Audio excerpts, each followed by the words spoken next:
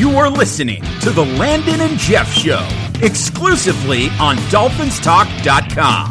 And now, here are your hosts, Landon and Jeff. Welcome to the Landon and Jeff Show. I'm Landon. And I'm Landon's dad, Jeff. And Landon, we picked a pretty good day to come out of hiding here and record a podcast. Why is that? Well, while you've been at school all day, I've been doing nothing but surfing the internet. Tua just got a really good medical exam. So he is cleared. They're saying in about a month, Ian Rappaport of NFL, I'm sure everyone else is talking about it, but in a month, he'll be able to resume football activities. But the more important thing is at the Combine, which is when the Dolphins will finally get a chance, assuming they haven't done it through other methods, to get a good medical evaluation of him. They will finally be able to do that them in person, because it sounds like he will be able to have that medical exam at the Combine knowing it's going to go well. And then hopefully before the draft, he'll have a scheduled day where he throws. Yeah, because I think he could be a really good prospect, but if he's injured, that could really hurt him. Yeah, well, that is true. So the question is, which team is going to want to move up to get him? Because look, you're going to hear conversation, and Armando wrote a great column. Basically, this is the misinformation season. So whatever they tell you, it's probably the opposite. But what's crazy is, we don't know. I mean, for all we know, the Bengals could be taking him number one, over Joe Burrow. For all we know, Washington says, hey, we're going to auction off the pick to the highest bidder. Because did you see the news on Phillip Rivers today? No, I haven't. So, what is that?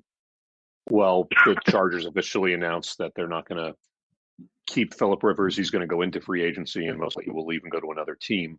So now you have a team at 6 who desperately needs a quarterback. And not only needs a quarterback, they need a star to be able to bring into a stadium in a city that, quite frankly, doesn't want them.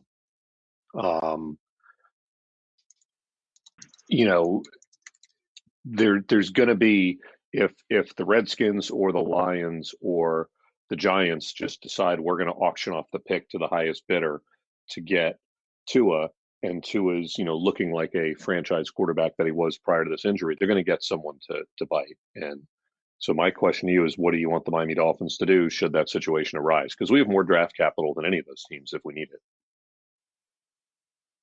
So I don't know how we evaluate him as a talent. I think he's really good, but that's just what I've seen. If the Dolphins like him, I'm willing to give up what is required to get him. Okay. Can you tell me where you draw the line, where you think it's too much? What do you mean? Like, I'm willing to give up a lot for me, to get a franchise quarterback. I'd say for me, I'm not giving up the 18th pick. I'm not giving up 5 and 18 to move up to 3. I wouldn't give up 5 and 18. I would consider 5 and 26, but I would much prefer 5, a second, and like a 4th next year or something else like that, which is, according to the value chart, kind of right where you need to be. The problem is, if you have multiple teams bidding, throw the value chart out the window, it's going to be, pretty crazy. So I'm very torn here because, if we draft this guy 5, chances are he's not going to start, week 1, right? So yes, you're making your team better for the long run, but you better be right with the health, like you said before. You better be accurate on this.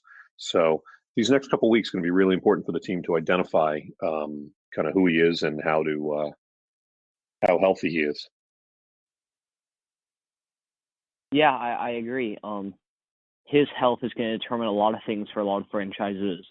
And this Combine is going to tell a lot. Yeah, the Combine is going to be very, very important. Again, he'll only do medical there.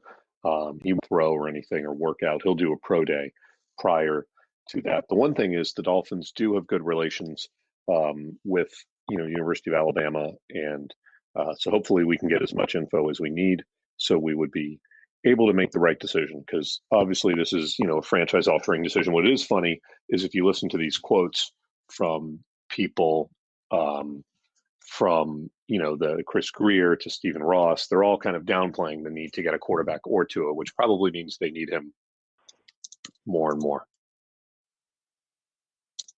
Yeah, you don't want teams to think that on the you need a quarterback, so they can kind of feel like you're going to pass up on the quarterback. So we can try and get him at 5, even though I don't think he's going to make it to 5. Yeah, I don't think he will make it to 5 if I were betting right now. So that would be my sort of spot where I think you're going to have to go up to get him. Yeah, unless something severely changes or like someone like does something crazy at the combine, I think Tua is going to go between 2 and 4.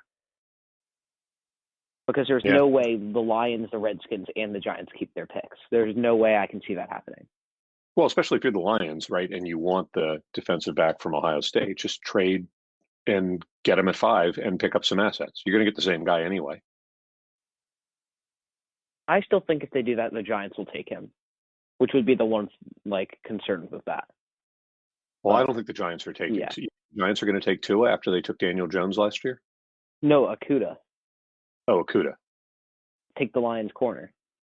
Yeah, maybe. I don't know. I think the Lions. If I were the Giants, I would go in defensive line or interior line, but we will see about that for sure. But it's I think the days of just waiting and hoping now. The only caveat would be the guy that we saw, because we went to the Rose Bowl together, we saw Herbert play.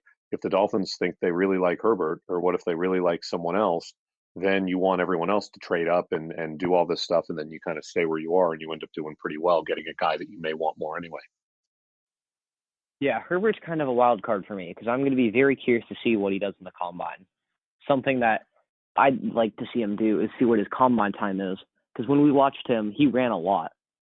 He did. He was very comfortable tucking it and running, which is very useful in today's NFL, because then you have to use a spy on him, and that's just one less defender on the field. So I feel like if we're able to if we like Herbert or even Love, I think that could help us, because we're not giving as much away, and we have a lot of holes to fill, and the more picks we have, the easier it is to do that. Yeah, or the other option is if they really love one of these other elite players, whether it's Isaiah Simmons, whether it's who knows who it is, Landon, I don't want to guess. Then you take that person, one of the offensive tackles, you take them at 5, and then you use the combined asset of 18 and 26 to trade back up to get a quarterback somewhere in the 10, 11, 12 range. Because, there's going to be 4 trades in the first round. We know it. We could end up making 2 of them. So, the beauty of it is, and what kind of makes it fun, is we have no idea if the Dolphins are set on Tua, if they like Herbert, if they like Love, if they like the quarterback from Washington. Who knows what they like? So, we have no idea. And that's what kind of makes it fun to kind of guess and play along with them over the next couple months. Yeah, there's a couple things I'm waiting for, and that's to see what's going to happen with Melvin Ingram, to see if we do sign him. Because if we got him at running back, that would be big for us, because we obviously don't have to draft a running back. Yeah, he would be interesting. What are your thoughts? What are your thoughts on getting him? I'm kind of torn, so I'd like to hear your thoughts first. I would like to get him, because I feel like the good running backs are going in that first round area, and I don't think we have, I get it, we have a lot of assets and trade value. I don't want to have to spend that on a running back when we have as much cap room as we do. So here's my 2 thoughts. One, I really, really like J.K. Dobbins, and I really like Taylor out of Wisconsin, who we also saw at the Rose Bowl. I don't really love Swift so far, but I kind of agree with you. I would rather, here's the thing. The Dolphins are going to have $100 million in cap room this year, right? They're not going to go sign these elite players with that $100 million in cap room, because those players like a Clowney or let's say like a Phillip Rivers or someone who would command major money, they don't want to come to Miami and be a couple years away from winning a title. You realistically know you're not going to win for a couple years. So the moves I would like to see them make is either what you said, sign Gordon, or the other move I really like is take Todd Gurley from the Rams. Get a draft pick to do it. The Rams will pay you basically with draft capital, just like we did with Aqib Talib, and just like the Browns did with Brock Osweiler.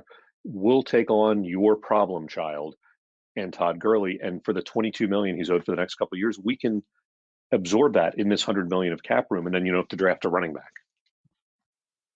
Well, the issue with Gurley is because I've been following him because he was on my fantasy team, is along with having a bad contract, he has some bad knees. He has like arthritic knees, if I remember correctly. And you don't want that with your running back. That basically means he only played for the Rams in big games. And I'd rather have a running back who we can rely on. I get it, the Patriots scheme revolves around using multiple running backs, which I guess could help him out because the Rams like to run one running back. But I don't know. I feel like Todd Gurley is a more uncertain player for his future than someone like Gordon. Sorry, I said Ingram the first time because he's one of the Chargers linebackers. But I'd rather have Gordon. You'd rather have Gordon. Okay. Yeah, I mean, I think I kind of would too, but imagine if the Rams give us a 3rd-round pick and you take Gurley, you know what I'm saying, for like a 7th-round pick. You kind of may want to kick the tires on that. That'd definitely be something to consider. And once again, I have no idea what this Patriot run system is going to do for a running back or what exactly we're not the Patriots run system anymore, though, bud, because with Gailey, we're kind of a different system now. So you think we're going to change the whole running system, or the whole offense? Well, yeah, the whole offense is going to change. That's why they brought Gailey in, to make it more his offense. So what do you think it's going to be more like? Well, I'm not really sure. Gailey, what's been great is he's always been able to run the ball. So he's done it through different ways with different backs and stuff. So we'll have to see. We'll have to see what goes on, but.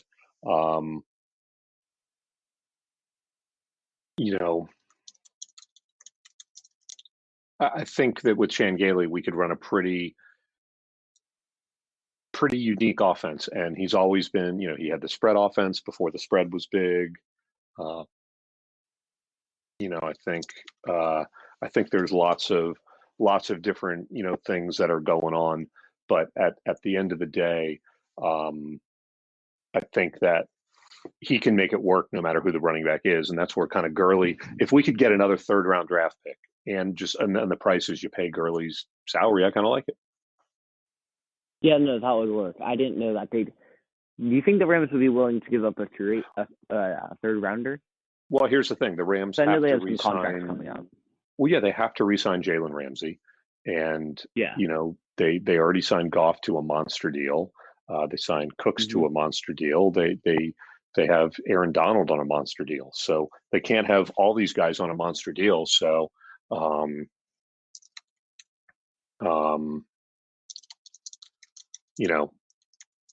think that this could be a chance for something, kind of interesting to happen. Yeah. The other thing I was going to talk about, because I mentioned I had 2 points that I wanted to bring up the show, was I feel like what we could use is almost like a game changer. In Madden, they're called XFactors, where it's someone who can turn the tide, whether it's like a safety or a linebacker. I feel like we don't really have that one player where once you see him on the field, you kind of get worried about. And Sure. No one's really developed into that role this season. No, and that's where, you need to, that's where Gailey's hopefully new offense could potentially make that better. And hopefully that's one of the reasons why Brian Flores made the change. Yeah, well, I feel like Devontae Parker could totally become that role. But defensively, I really don't feel like we have that. Like, if you look at the Patriots, you got Gilmore. If you look at the Niners, they got, what's his name, Nick Bosa. Chargers, they got Joey Bosa. Chiefs got Tyrann Mathieu. Like, I feel like we just need that one impact player. Right. So that's kind of the crazy question, is if you don't take the quarterback at 5 and you can get an Isaiah Simmons or something like that, that's kind of where you need to be. Mm-hmm. And So I feel like that's where, another thing to add it. Yeah, no, you're right. You're 100% right. All right, Landon, we only got a couple more minutes here because one of us has work he has to do this afternoon. I don't know what you have to do this afternoon, other than study draft lists and do mock drafts and stuff like that. Have you done a mock draft yet? Not yet. I'm waiting until after the combine, because before the combine, you never know. Yeah, no, that makes sense. I have not done one either, and I'm kind of with you. I don't really love mock drafts, as I've been very clear about, but I do find it kind of interesting just to see where different people kind of position us. I have seen a lot of mock drafts having us take a tackle with the last pick in the draft, either the USC one or the Houston one, whoever kind of drops, and that would make me happy if we could leave the first round with a quarterback with an edge rusher at 18, best edge rusher there, either Espinoza from Iowa or Jason from LSU, and then give me a good lineman at that last first round pick. I'd be very, very happy. Yeah, I agree. The way I see this draft is I want us to take best available for a majority of the draft, with the exception that's of what they should be doing. Yeah, that's what they should be doing every single possession. But you know what? If 2 is available, whether we pick 3, 4, 5, to me, he would be the best available, and I'd be excited about that. Oh, yeah. For sure. All right, Landon. Why don't you wrap this one up? I know it'll be a short version of the show. We'll try to get better at doing these shows more weekly now that there seems to be more and more news. Mm-hmm. One last thing I want to say before we close this out is happy birthday to Josh Rosen. I know he hasn't exactly worked out as a prospect, but he is still a quarterback on this team who people were questioning if he was going to start next season. So hopefully he managed to put something together in this offseason and become something better than what he is now. Yeah, and this is a great opportunity for him because, look, even if, we do draft this quarterback, Brian Fitzpatrick's probably only a year left in him, and then you could see where Rosen could become a backup for a while, and those backups, Matt Moore just won a Super Bowl ring, Landon. There's worse places you can end up. Yeah, I think he definitely has a roster spot, either as a starter or a backup. Yeah, for sure. All right, Landon, why don't you take us home here? Okay. That has been the Landon and Jeff Show. I'm Landon. I'm Landon's dad, Jeff. Thanks so much for listening, and we'll see you next week.